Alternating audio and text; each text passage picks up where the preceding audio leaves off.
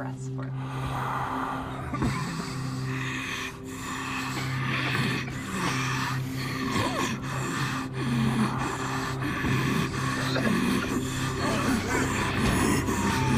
Tobacco takes everything you have until your last breath. Quit today. Call 1-866-NY-QUITS. Isn't yours important? Don't you want more energy? Now's the best time to make every day better and relieve those achy muscles and pains than with the Hesselsen's Hot Tub. Hesselsen's has hot tubs in stock and available for immediate delivery with unbelievable savings. Hesselsen's offers 0% interest-free financing for up to 5 full years. Hesselsen's carries the only hot tub brand in the industry with the exclusive freshwater salt system that is eco-friendly and easy to use and only enhances your hot tubbing experience. Come in today and see why your next hot tub should be a Hesselsen's hot tub. And remember, it's always fun to poke in the corners at Hesselsen's. Welcome to Frankly Speaking, talking to the people that affect your life, that affect all of our day-to-day lives. This is something you're not going to get anywhere else. We've got a lot to offer. There'll be a lot of news, local, regional, national, really the things that affect you. And I think you'll be glad that you tuned in. So think of it as radio on TV. Frankly Speaking, live, 2 hours long, starting at 6 a.m. on WYDC TV Big Fox. This is history.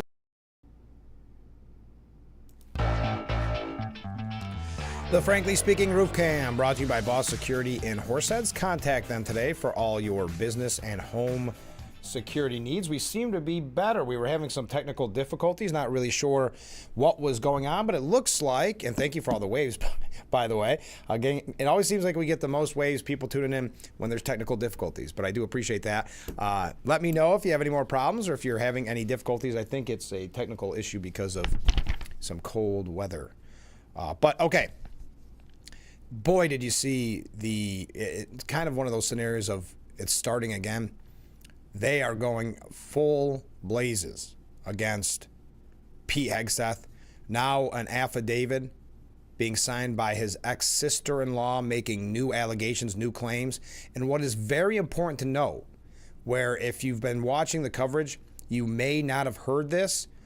If you've read the coverage, it may be buried towards the end of the article. It is worth noting that is the former sister-in-law, Danielle Hegseth, who submitted the affidavit. But what should be noted is the ex-wife has denied all the allegations. Both Pete Hegseth and Samantha Hegseth signed a 2021 court document that said neither parent claimed to be a victim of domestic abuse. Now I'm confused here. I'm trying to find out more information here. So, yes, he was signed by Hegseth's former sister-in-law, Danielle Hegseth. I guess I'm just confused by the name. How would the sister-in-law be Hegseth? It states that she was with Hegseth when he passed out from drunkenness and that there was issues of abuse. Now, of course, Pete Hegseth has again called it a smear campaign like he did in the conference, in the confirmation process. This is very interesting because it's this last-minute effort to try to get him off of the Pentagon pick, to become such a headache that maybe he drops out, or that others push him out, or that he just doesn't get the vote. I'm not going to go through all the allegations because instantly people like Elizabeth Warren and others jumped on it saying it was very troubling.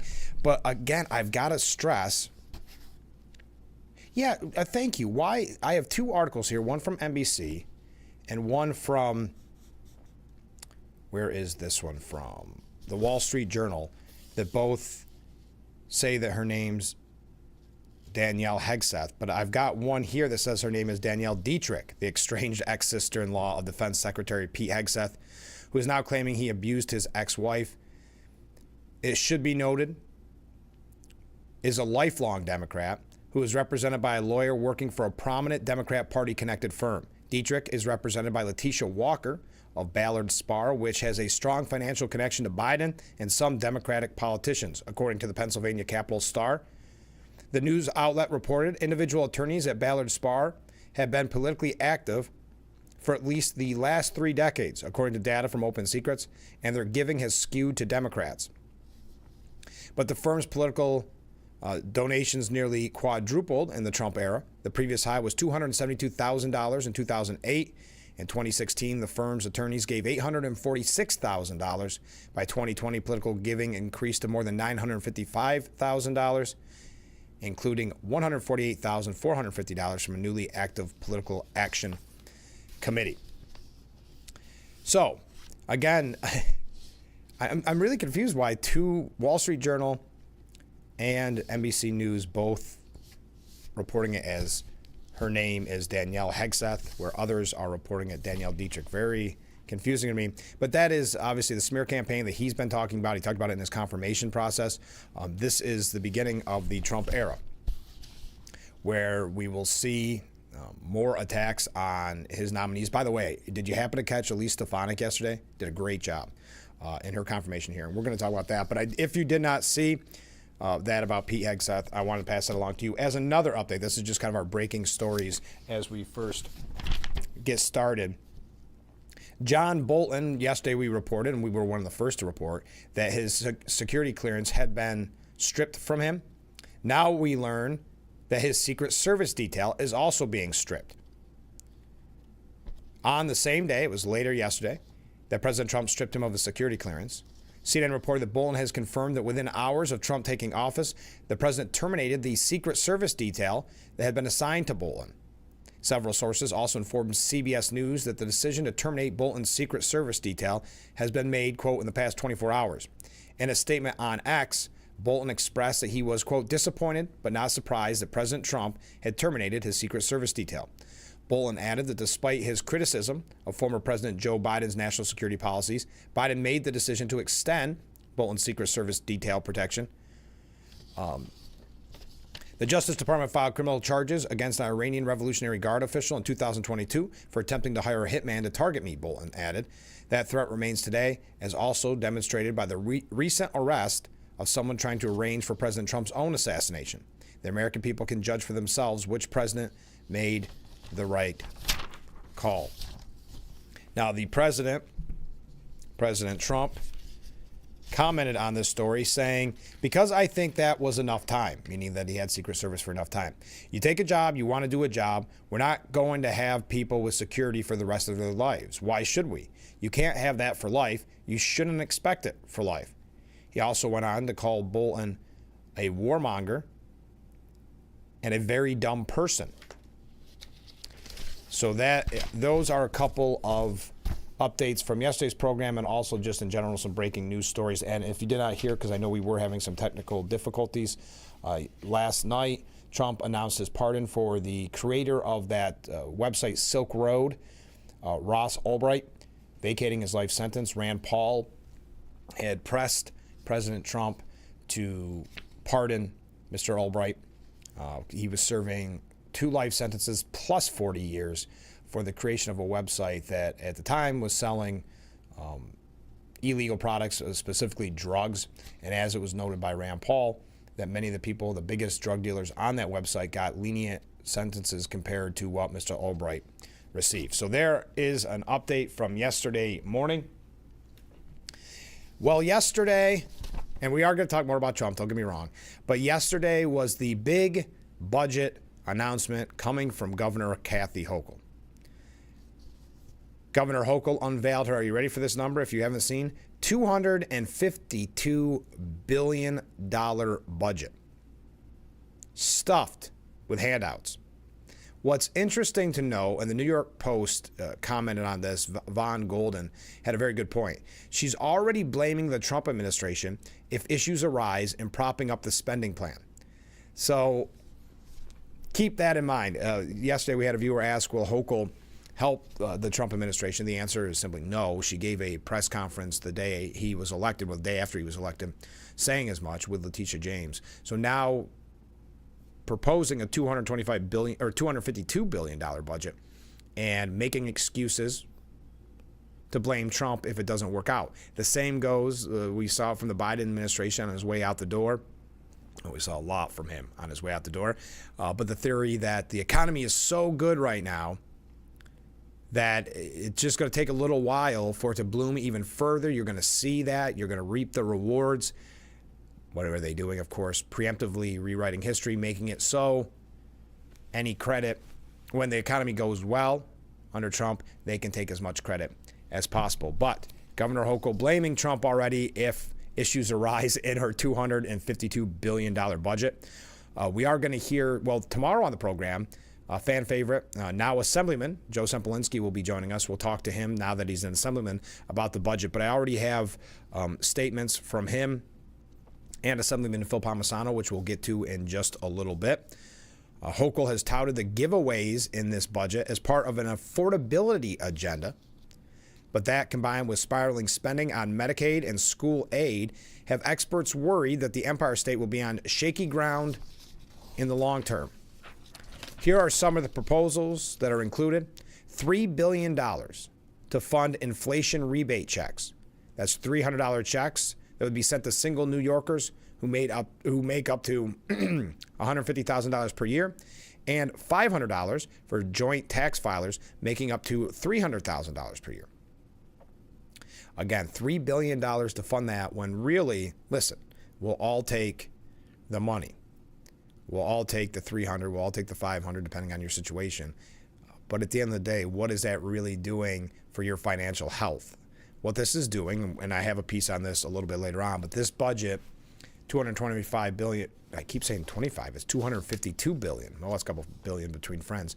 $252 billion is basically, these giveaways are to get votes for her re-election campaign in 2026 at your expense, at the taxpayer's expense. We'll continue with some more proposals included in the budget. $1 billion to fund a tax cut. Income taxes would get shaved by 0.1% for single filers making under $215,400 and married filers making under $323,000. Next up, $800 million to expand the child tax credit. The credit would be expanded by up to $1,000 for kids under 4 years old. $120 million will be spent for universal free school meals. Hochul's budget office said the handouts are being paid for by around $5 billion in surpluses from higher than expected tax revenues. But critics warn the governor's plan gorges on the extra cash for short-term initiatives to boost her 2026 re-election campaign. So taking that surplus instead of, either spending it wisely or giving it back in total, it's just being used to boost her 2026 re-election campaign. Still, Hochul played the preemptive blame game during her budget address, saying the federal government shouldered the fiscal responsibility to deliver on the budget's promises. So here's my budget, but if it doesn't work, it's none other than Trump's fault. Now, of course, you would have not have seen this in the 4 years, well, not that she was in 4 years yet, but under the Biden administration. Quote, those who are hurt need to raise their voices and direct their anger at Washington and push their members of Congress to fight for them because New York and other states will simply not be able to shoulder the costs on our own. I am just simply framing where the debate should be. So the debate should be, the blame should be at Trump. We're hearing this the second day into Trump's administration, not even full day. We're seeing excuses being made by Hochul for what could be deemed failures in many ways or overspending. Many New York programs hinge on federal support, and the budget would be balanced very delicately with huge funding contingent on the second Trump administration policies. Number crunchers said the budget didn't do enough to keep the state's fiscal house in order. According to the Citizens Budget Commission president, Andrew Rain, despite strong revenues and continued economic growth, Governor Kathy Hochul's executive budget weakens the state's fiscal foundation and competitiveness. It balloons spending, fails to restrain unaffordable Medicaid and education spending growth, spreads many affordability programs too thin to provide meaningful relief, and extends a temporary income tax surcharge. The budget continues New York's habit of using revenue surges and temporary taxes to build its fiscal house of cards even higher. State Comptroller Tom DiNapoli echoed the concern, saying the state needs to be prepared to assess any actions taken by the new administration in Washington and how they could affect New York's finances. As we enter into a time of potential economic uncertainty, a focus on the long-term sustainability of the state's finances and maintaining a commitment to increase statutory reserves is necessary. So again, putting the blame on Trump if we're spread too thin in New York. It is unbelievable, the audacity of Governor Hochul and, in this case, Tom DiNapoli. Look at some of these costs. The extension of and we'll know Assemblyman Phil Palmisano will have a field day with this. This is one of the ones that drives him crazy, and rightfully so. The extension of the film tax credit, which is set to expire in the year 2034. That's $700 million a year. You've got grants for pool renovations. This is all in the budget. $200 million for pool renovations. You've got State Museum and Albany revitalization, $400 million. And we talked about what were the steps, the fixing of the steps at the Capitol building, up to something like $80 million.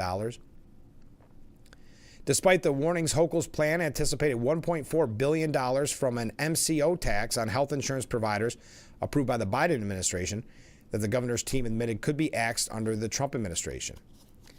Again, they're already looking to blame the president. While New York's Republican members of Congress say they're expecting an increase, they're not optimistic about repealing it entirely, and that is the $10,000 cap on state and local tax deductions. Some Republicans and Democrats from highly taxed states like New York want to get rid of the cap, which was implemented as part of the first Trump administration. Hochul is demanding nothing less. Full repeal or no deal. Let me repeat, full repeal or no deal. Tough talking, Hochul said. The budget could also create anticipated deficits in future budgets to the tune of $23.4 billion through the 2029 fiscal year. So that's a quick look, just kind of an overview, if you will, of Kathy Hochul's $252 billion budget plan. Yes, that's for New York State for 1 year, $252 billion. And she's already hedging her bets and blaming Trump in case anything goes wrong. I want to hear what you have to say. Weigh in at any point. We are going to talk about, I know it's kind of weird not talking about the Trump administration. We will talk about that coming up after the budget talk. So stay with us. We'll be right back with Frankly Speaking here on WYDC TV, Big Fox.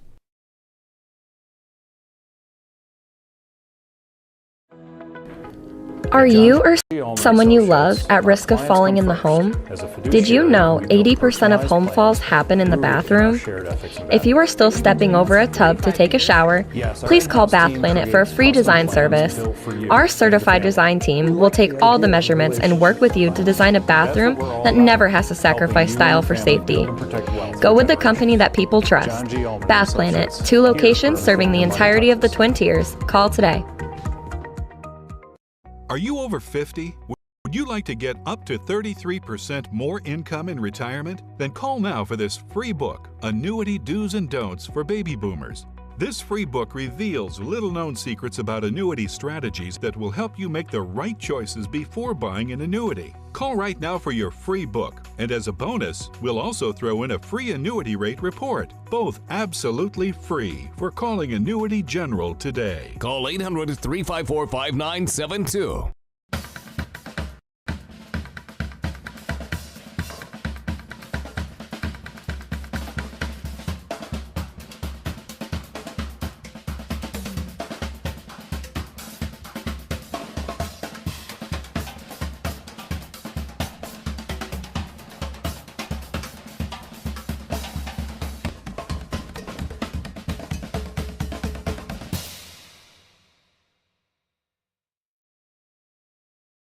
The Fox website is here now. WYDCTV.com. Local and national news that keeps you informed and involved. WYDCTV.com. Today's weather, up to date and in your town. WYDCTV.com. Sports news, local events, and health stories that affect you. WYDCTV.com. The Big Fox website. Your news here now. WYDCTV.com.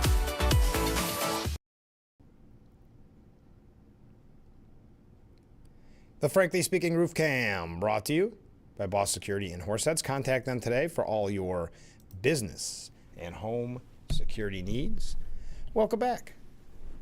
This is Frankly Speaking. I'm your host, Frank Acom. We're broadcasting live from the Hesselson studio here on Marcus Street in Corning. We're talking about the New York State budget, the $252 billion New York State budget. Let's go through some viewer comments.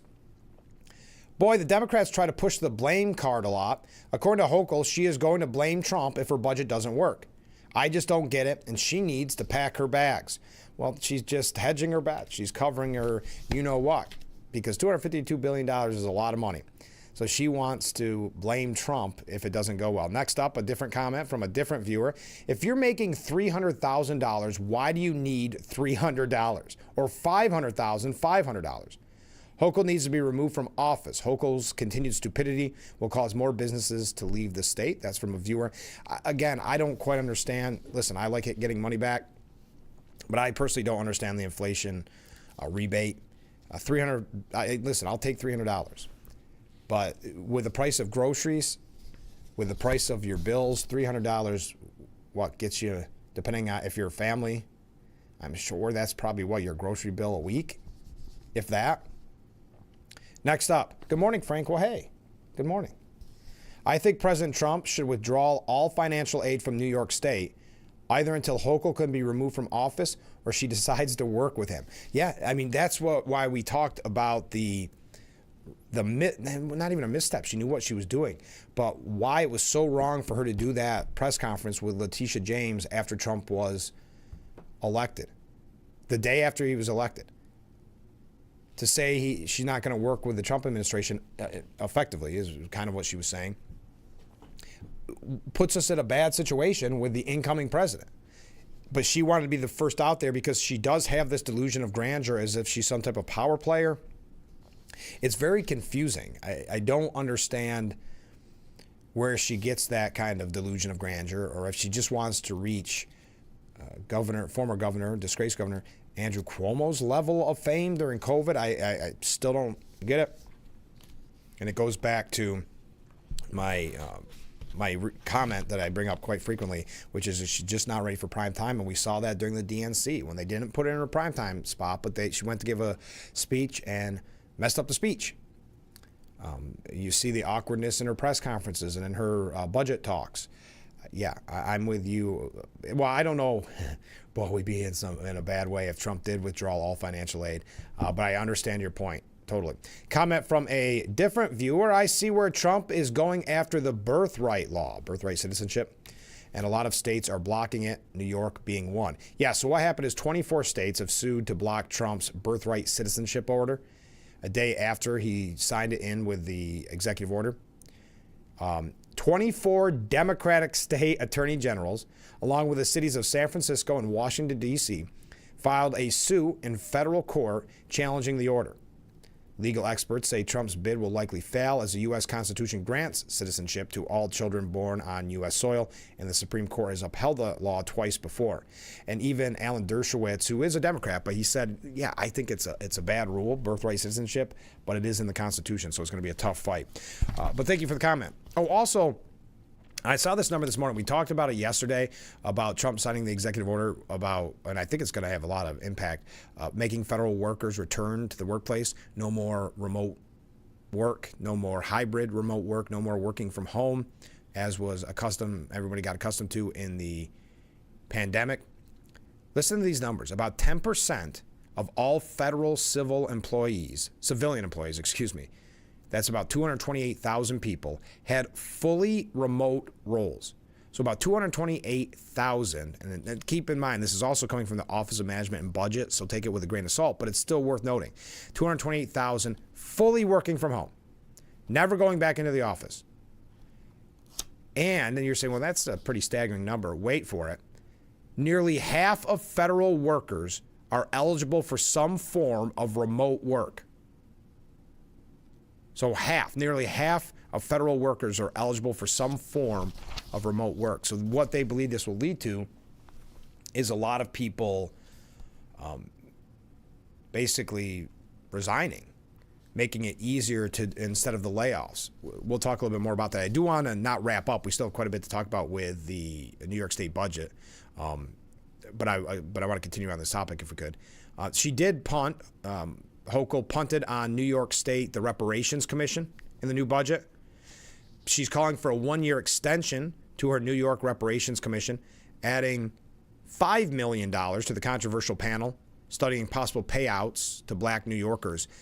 What's interesting, Governor Hochul took this up after California did it, and even far-left governor, who's done a disastrous job during this tragedy, Gavin Newsom, even he had to admit we can't pay this out. After the study was done and a large number was put on what reparations would look like, he even had to step away from it. So why Governor Hochul ever latched onto it is beyond many people in the political world.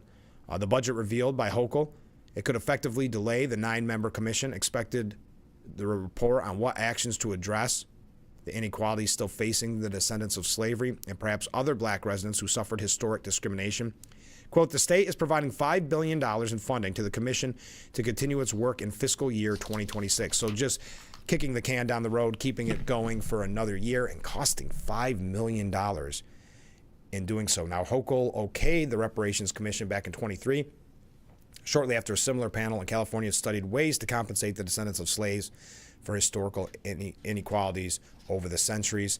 But in California, the panel proposed to give a $1.2 million payment to nearly every black citizen of California, which came at a $800 billion price tag that California officials have so far shown no stomach in ponying up. So they did the virtue signaling part of it, which was we start this committee, we're going to look into this. And then when the actual price tag came to their desk, now everybody wants to run and hide and not have the conversation. All right. So there's a few. Here we go. Let's hear from Assemblyman Phil Palmisano, or should I wait and do this after break? Yeah, we'll hear from Phil, then we'll hear from Joe, and then we'll move on to the federal government and talk about the Trump administration. But E.J. Antoni says that Hochul's insane $252 billion budget sets fire to the taxpayers' money. Just waste of money after waste of money. As the article wraps up, in short, Hochul is pushing more of the same. More wasteful government spending, more class warfare under the guise of redistribution, and more failed policies that never achieve their stated objectives.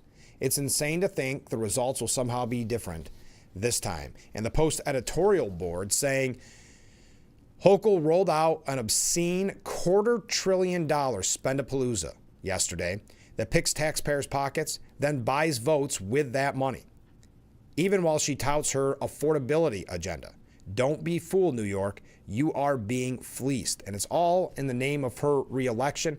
And there is something, well, okay, kind of make you angry that she's trying to blame Trump if it doesn't go through. Or if I should say if it doesn't go through, if the policies don't work, if the budget doesn't work. Hochul's $252 billion redistribution plan jacks up overall spending $9 billion from last year's outrageous price tag, but boosts the state's operating outlays a whopping 7.9% to a stratospheric $143.8 billion.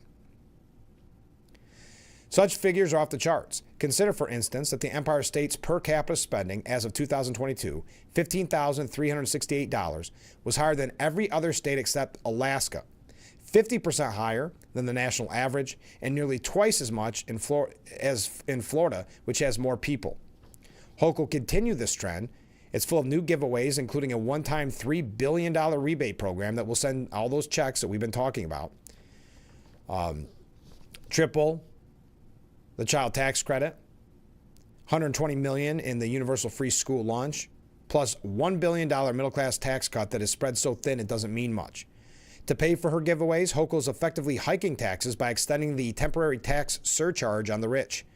And after all this, Hochul's budget projects gaps of $6.5 billion in 2027, $9.8 billion in 2028, and $11 billion in 2029. Should the economy slow, those monster figures would grow even worse. The budget blows the opportunity to use billions of dollars to improve New Yorkers' quality of life and stabilize the state's finances. And get this, boosts in Medicaid spending and school aid balloon costs, plus the legislature is sure to jack them up even more by the April 1st budget deadline. Hochul understands the problem. Medicaid's spending trajectory is not sustainable. She admits it's roughly double what she inherited just 3.5 years ago. Yet she offers nothing to restrain the runaway growth. Empire Center's Bill Hammond says, with cuts to federal aid looming in Washington, Hochul is steering New York towards a fiscal cliff with the pedal all the way down to the floor, and that's why she's being preemptive and blaming Trump. Clearly, the governor is desperate to shore up her sagging political fortunes by jeopardizing New York's fiscal stability and slapping the rich, who are sure to keep fleeing the state in droves, as they have continued to do time and time again. New Yorkers who see through the charade can express their disapproval at the voting booth next year in 2026. We'll hear from Phil, we'll hear from Joe, and what they had to say about the budgets quickly, and then we're going to move on to Trump. So stay with us. We'll be right back with Frankly Speaking here on WYDC TV, Big Fox. If you or a loved one regularly used hair relaxers or straighteners and were diagnosed with human, ovarian, or endometrial cancer, you may be entitled to significant financial compensation. For 45 years. I've used hair relaxers for years. I had no idea they could cause cancer. Chemical hair relaxers and straighteners have been linked to serious conditions, including several types of cancer. If you used hair relaxers and have been diagnosed with human, ovarian, or endometrial cancer, call us now. There's no fee unless we win your case. Call today. When you think Hesselson's. Hesselson's has the largest selection of work boots in the area. Composite and steel-toe boots, Met Guard boots, soft-toe boots, and hikers, duty and western boots, all in one location. Hesselson's at Meyer Heights. Hesselson's has men's and ladies' boots in all sizes and widths. Choose from the largest names in the industry. Danner, Carolina, Timberland Pro, Keene Utility, Thorogood, Area, and Georgia, to name just a few. Hesselson's has been locally owned and operated since 1955, so when you think local service and great selection, think Hesselson's. Remember, it's always fun to poke in the corners at Hesselson's. Hustling plus overbooked plus bustling plus cleaning overlooked. It all adds up. With Mary Maid's professional cleaning services, you'll have one less thing to worry about. Mary Maid's. Relax. It's done. Plus too busy plus bustling plus in a tizzy. It all adds up. With Mary Maid's professional cleaning services, you'll have one less thing to worry about. Mary Maid's. Relax. It's done. I'm Mary Crawford. I've lived here for 70 years, but I do fine right here in my house, and I want to be here as long as I can be. And I feel comfortable knowing that if something happened to me, someone would know because of the cameras that are installed in various spots in my home. That has been a wonderful gift to me to be able to have that security and that support from Full Circle America.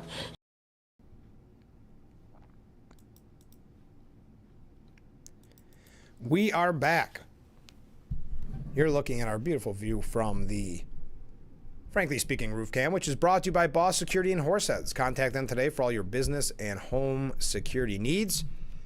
We are back broadcasting live from the Hesselson's studio, talking about the New York State budget, and then we're going to talk about some of the things going on in the Trump administration, some of the media's reaction. We've got a lot to talk about there.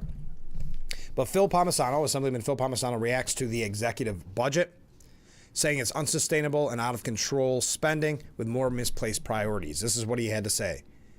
Governor Hochul last week said affordability was one of her top priorities. Her solution, the largest state budget ever, $252 billion, which is an increase of $19 billion from last year's proposal, is what Governor Hochul proposed in her executive budget presentation. The governor's plan continues New York down a dangerous and reckless path of more unsustainable and out-of-control spending and misplaced priorities that will just further compound the affordability crisis and financial struggles and challenges facing New York families and businesses.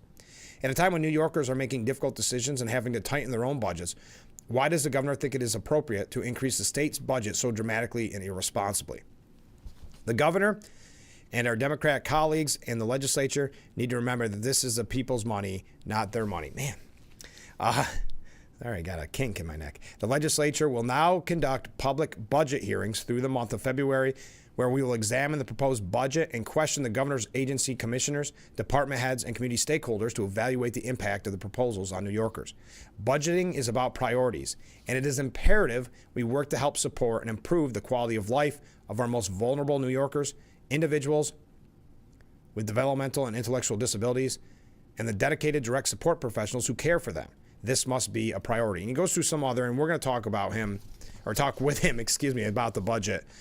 But he said, I will continue to advocate for common sense policies that prioritize public safety, crime victims, and law enforcement over criminals, fiscal responsibility, lower taxes and regulations to help spur job creation and economic development, an energy policy that understands and addresses the importance of affordability and reliability, and not just so-called green energy, an equitable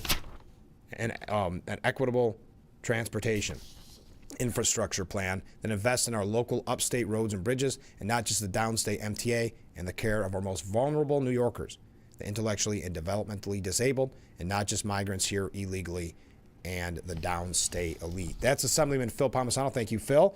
And now we hear from newly sworn in Assemblyman Joe Sempolinski, who will be on the program tomorrow. He said proposing a state budget of more than $250 billion is irresponsible and indefensible.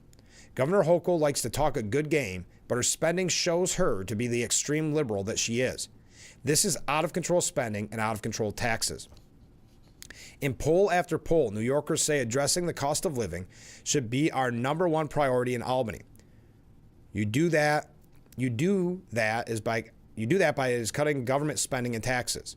Instead, the governor gave us a tax and spend budget proposal that's guaranteed to pile more taxes on the people of New York. This is what happens when you think throwing money at a problem is your only solution. I've seen budget mismanagement at the federal level, but it's almost as if New York Democrats are trying to outdo the incompetence of Washington Democrats. That again, Assemblyman Joe Sempolinski, former Congressman Joe Sempolinski, and friend of Frankly Speaking, who will be on the program tomorrow. Okay, we got to take a short break, and now we're going to, and you can continue to talk about the budget. Absolutely. We continue to talk about the 200, and what is it? I keep getting the number, $252 billion, such a big number. $252 billion New York State budget, but we will talk with the Assemblyman about that tomorrow, and we've got Assemblyman Phil Palmisano scheduled to come on again soon as well. But we got a lot to get to with Trump. You forget about the news cycle in a Trump administration. It's been a little while. You kind of forgot about 2017 hitting the ground running and how the coverage was. Well, we're back at it because the coverage is nonstop, and we're going to get to that. But again, the irony of Hochul, who badmouths Trump the day after he gets elected, saying she won't work with him, essentially, now blaming any failures in her budget on Trump, and that's where the blame should go. Well, that's a nice way to cover your you-know-what. But let's take that break. Stay with us. We'll be right back with Frankly Speaking here on WYDC TV, Big Fox.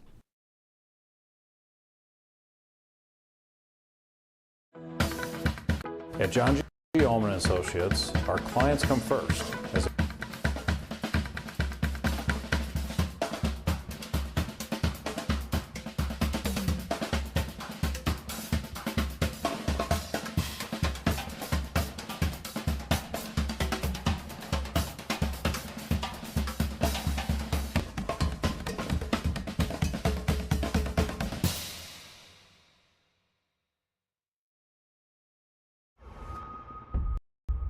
I'm Nancy O'Dell. This is Crime Expose. It's chilling, it's haunting. We knew exactly who it was. Blood stains on her shorts. See you in September.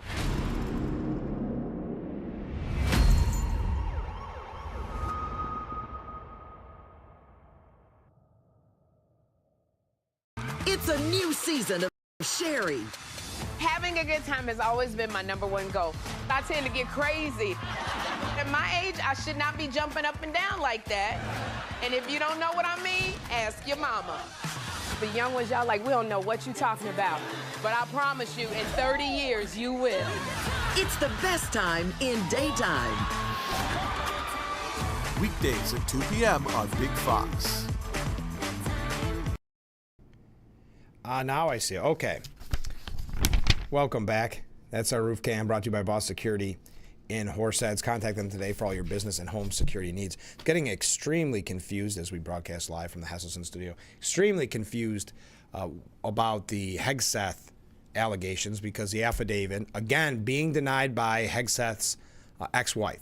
Keep that in mind because the media tries to bury that. It is completely being denied by Hegseth's ex-wife. But his ex-sister-in-law making the allegations, and I'm not going to go through all the allegations because it's a smear campaign according to Pete Hegseth. It does raise some very big questions.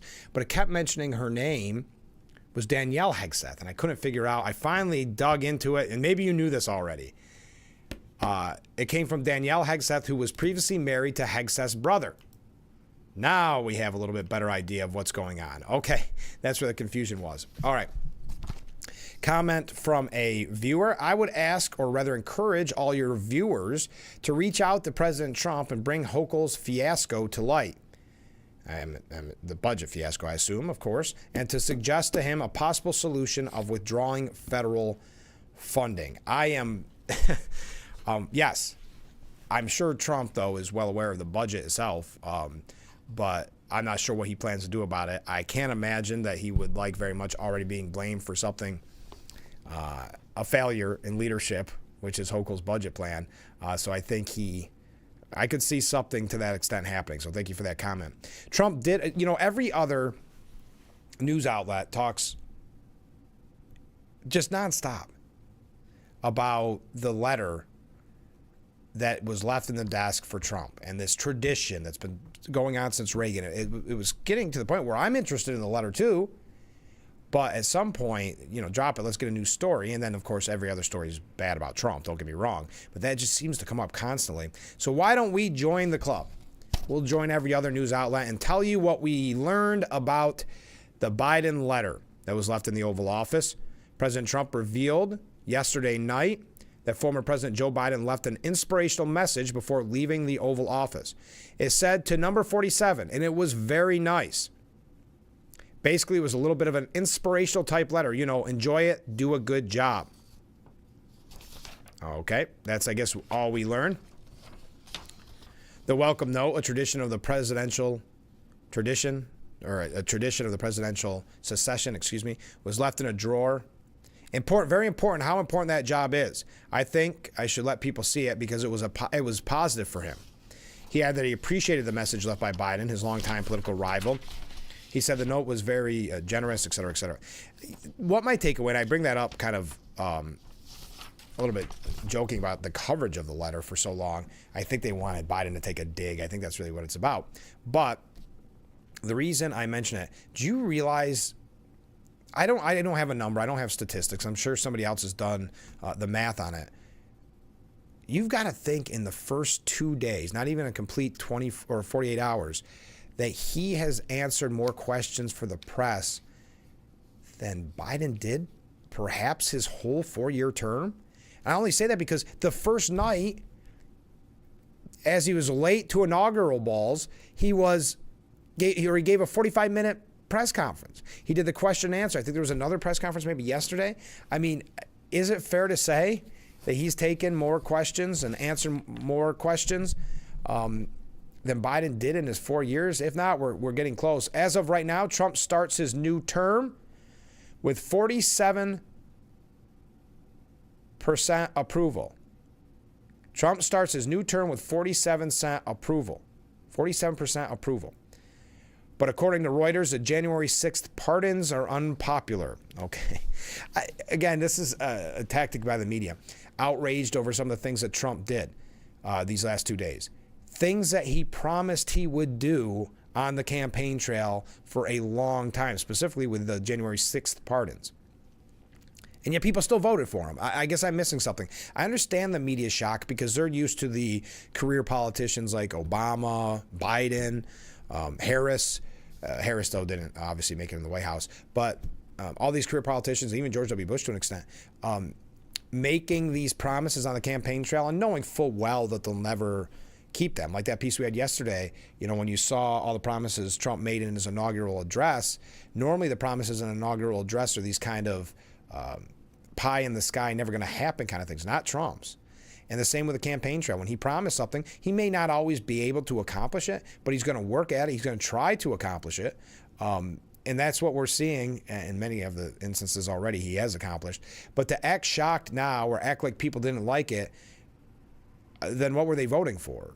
I mean, you wanted him to run and then not make good on his campaign promises? You wanted him to do what? The opposite of what he promised you? That's why you voted for him? So this kind of faux and phony outrage by the media is not startling at all. We knew what the media was going to look like. We had the warnings here over and over again that the media wasn't going to learn its lesson, that it was going to be very much like 2016, 2017 all over again, and that's what we're seeing already. So we're going to talk about some of the media's responses to this. But according to Reuters, the new poll, Trump starts his term 47%, I keep saying that weird, approval, though claiming that the January 6th pardons were unpopular. I still, to the point I made yesterday, and I can't remember who said it on inauguration coverage, but I thought it was a very good point that it was, or more of a question. Do you think Trump went all in on the pardons? Because originally there were some talks of taking it by case basis, or like some would get, pardons, some clemency, some have their sentence commuted, all the different options that he has. And then on inauguration night, he pardoned them.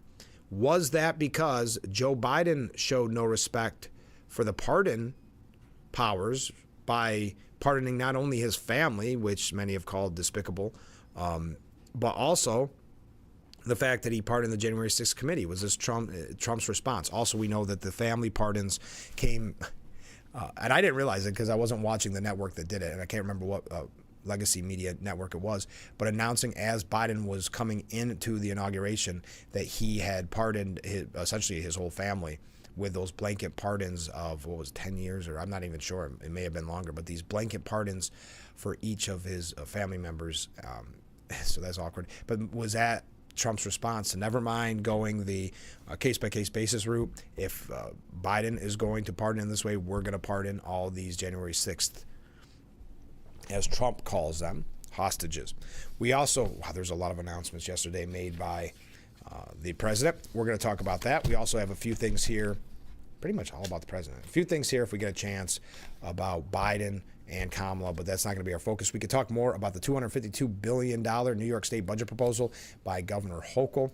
We still have that Hollywood tax, or Hollywood, tax break, that something that Phil Palmisano talks about a lot, where at the end of the day, shouldn't that money be going to some of the transportation issues that we're having, some of the infrastructure issues that we're having, et cetera, public safety? So your thoughts on that? I see a lot of comments coming in, a lot of waves. Thank you for that. We got to take a short break and wrap up our number one when we come back. So stay with us. This is Frankly Speaking here on WYDC TV, Big Fox.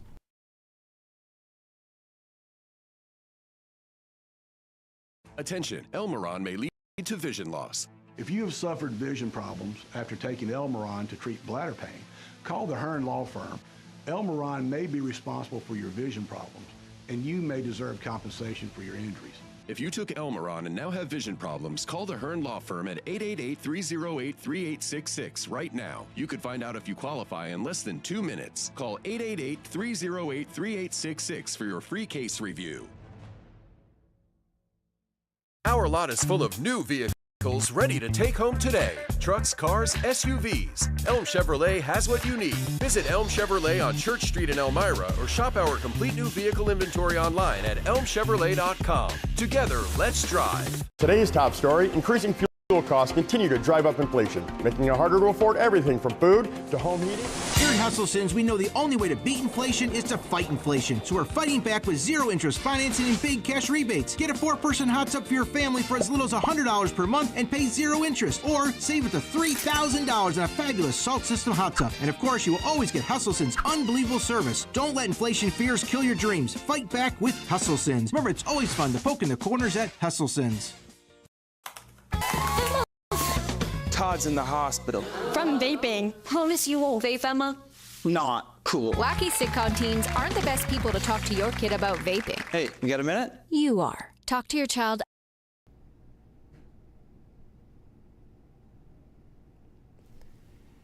The Frankly Speaking Roof Cam. Brought to you by Boss Security in Horseheads.